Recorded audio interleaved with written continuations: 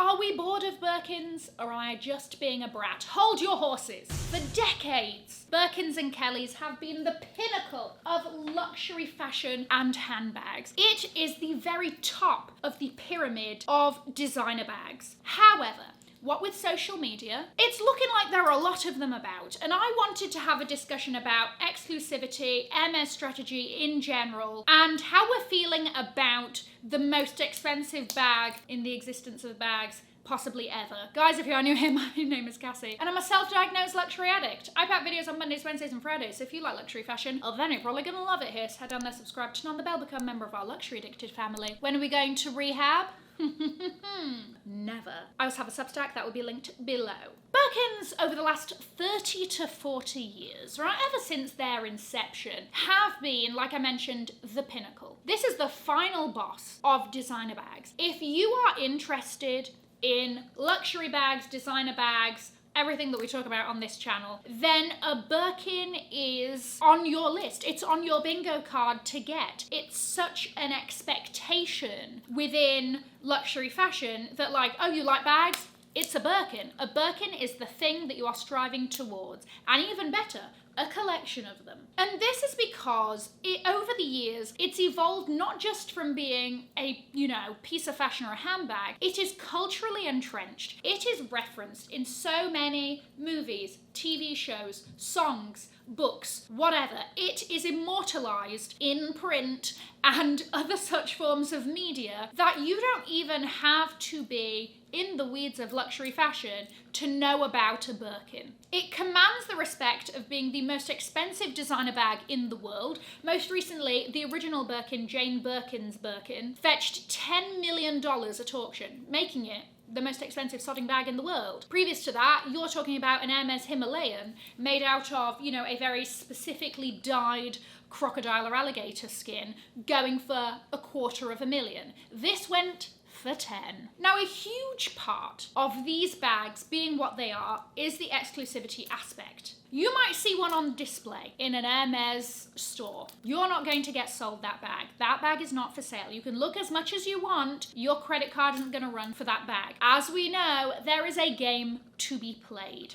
And no matter the sort of structure of the game, wherever you are in the world, whichever Hermès you shop at, the rules are somewhat the same. They want you to show that you're not just in it for the bag. They're also trying to limit how many of these bags crop up on the resale market, because we'll get back to that. They are jam-packed full of Birkins and Kellys. They want to make sure that you love the brand. Okay, that you're not just in it for the Birkins and Kellys. You love the ready-to-wear. You've got 17 pairs of the Iran sandals. You've got Kelly to-goes and Kelly belts and a sodding enamel bracelet to your name as well. We know this. It is such a huge part of conversation on social media. The Hermès game, how we play the Hermès game, how I got this bag, which bag I was offered in which city. This city is easier to get a bag than this one, blah, blah, blah. We hear no end to it. I will be the first person to say that aesthetically, this bag isn't all that.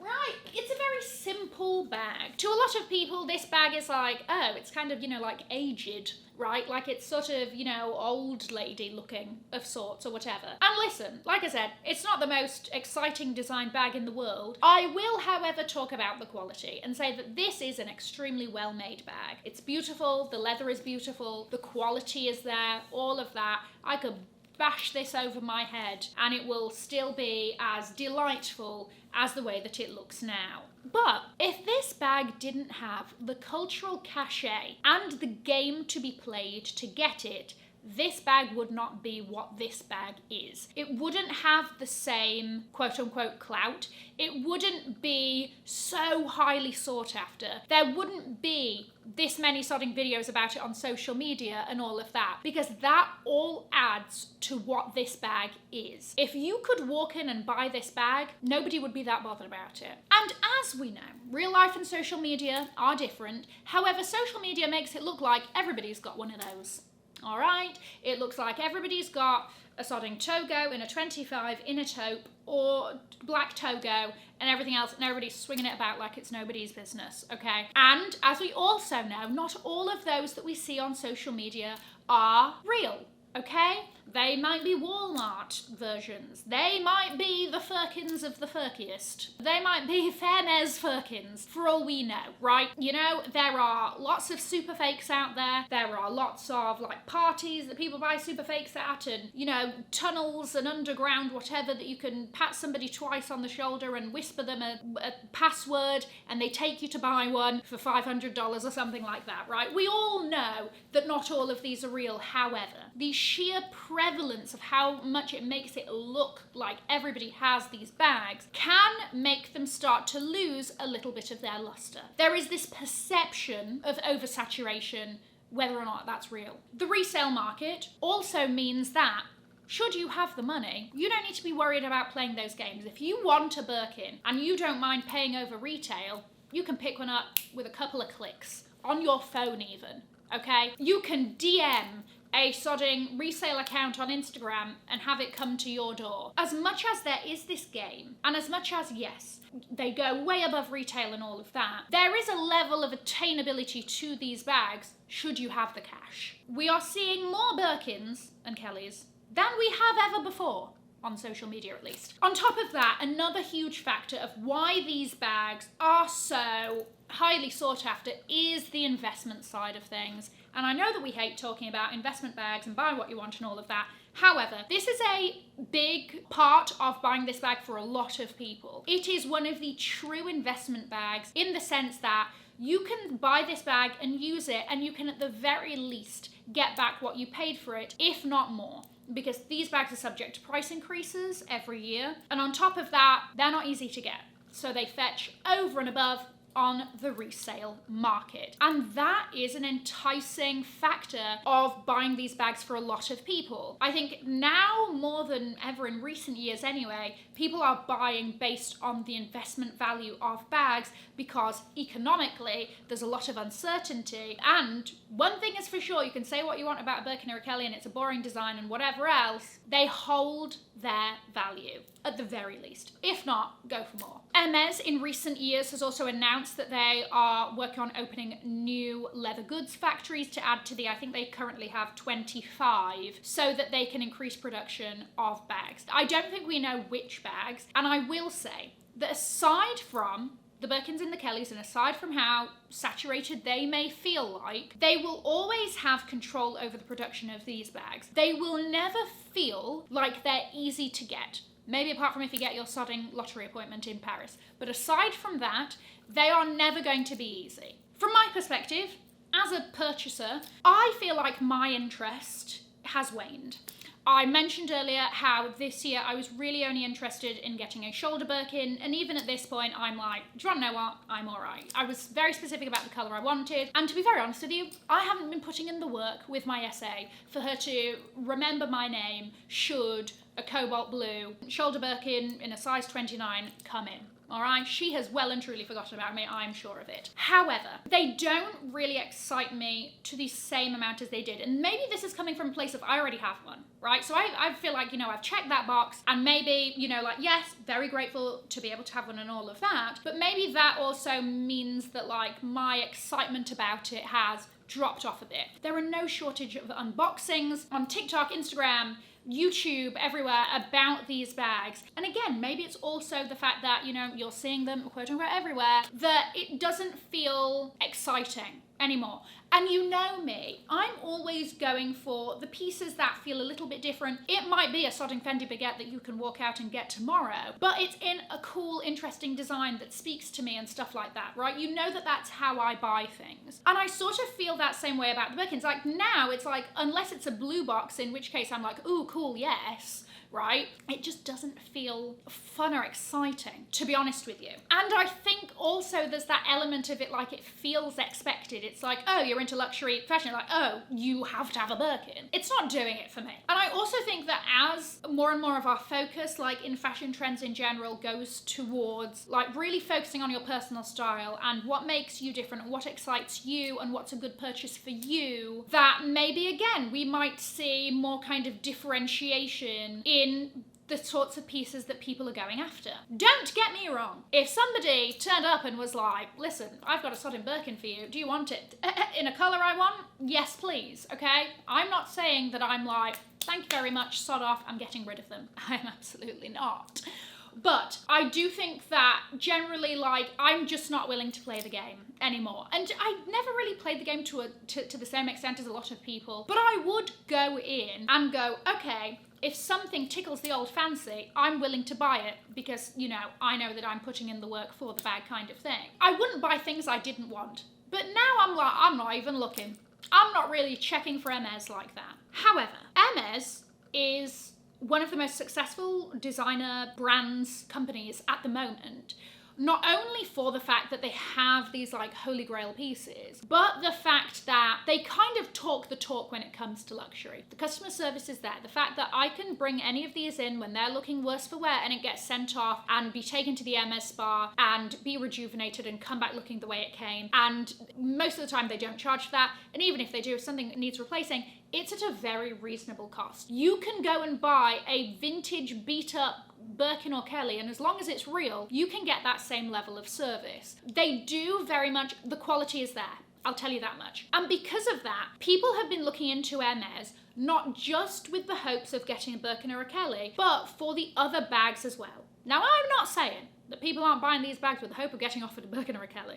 That maybe 75% of the time is what's, you know, turning people there. However, they do have lots of other pieces, bags-wise specifically, that contribute to that success. I know last year when they sort of announced that, no, earlier this year when they announced their results, they mentioned a couple of bags that have really also like grown in popularity and have helped them, one of them being the Medor, I think, bag. It's cute, it's like a little bucket, I like it, whatever. But I also wanted to mention a couple of ones on the runway that I think are interesting / worth looking into. But when it comes to Hermès, I really think that they have like three kinds of bag customers. You have the investor. This is somebody who's like, this is a collector, okay? They've got all of the normal coloured Birkins and Kellys that they want. They want the blue box, they want the limited edition, they want those sorts of pieces. You then have the it girl. Those are the ones that are buying the maybe a little bit weird and wonderful, the trendy-ish bags. And then you have the people that are just in it for the Birkins and the Kellys. But I would say,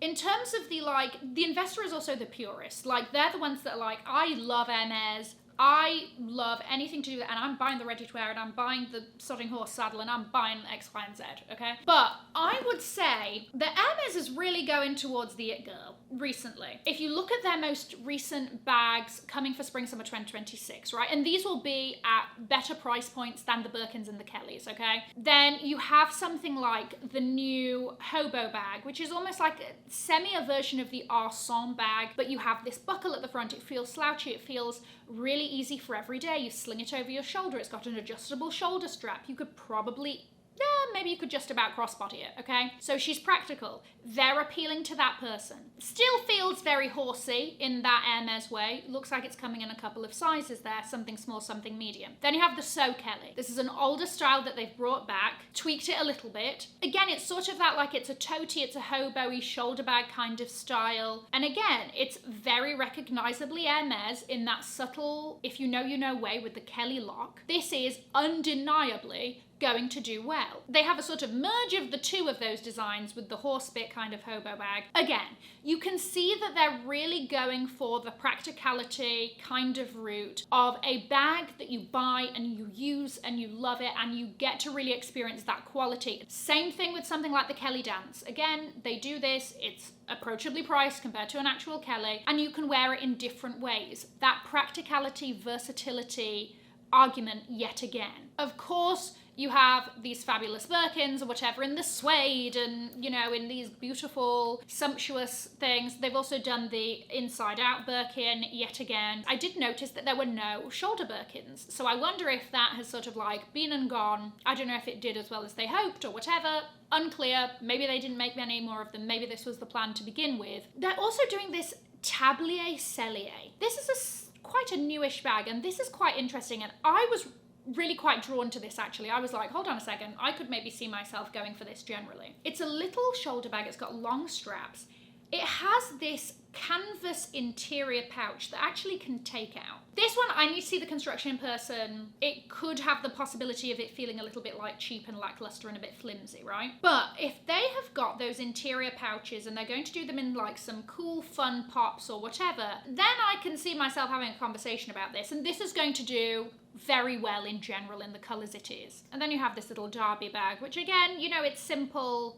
Got a long strap on there, good for it. And again, the H canvas hobo. What is that? It's a practical looking, you know, slouchy shoulder bag kind of thing. Hermès is not just the Birkins and the Kellys, though that is what the majority of us will know them or be interested in, full stop. And that's fine. Honestly, half the time people are like, oh, I want to play the Hermès because I want the bag, and then I'm like, thank you very much, goodbye. You know, there's only so many sodden teacups and saucers and Iran sandals I can buy. And maybe it is just part of being a part of this like luxury community that it is just constantly being talked about. The Birkins and Kellys and the Birkins and Kellys, and it's like, oh, the bags exist, you know? That I feel like I've sort of become, it's just not that fun for me in general. I'm actually like that little sort of tablier or whatever they're calling it. I'm like, oh, she's cute, she's quite interesting. If they do that in a fun colour, maybe I can see myself going tail between my legs to my essay and being like, hi, so about this. But the Birkins and the Kellys aren't really doing it for me, and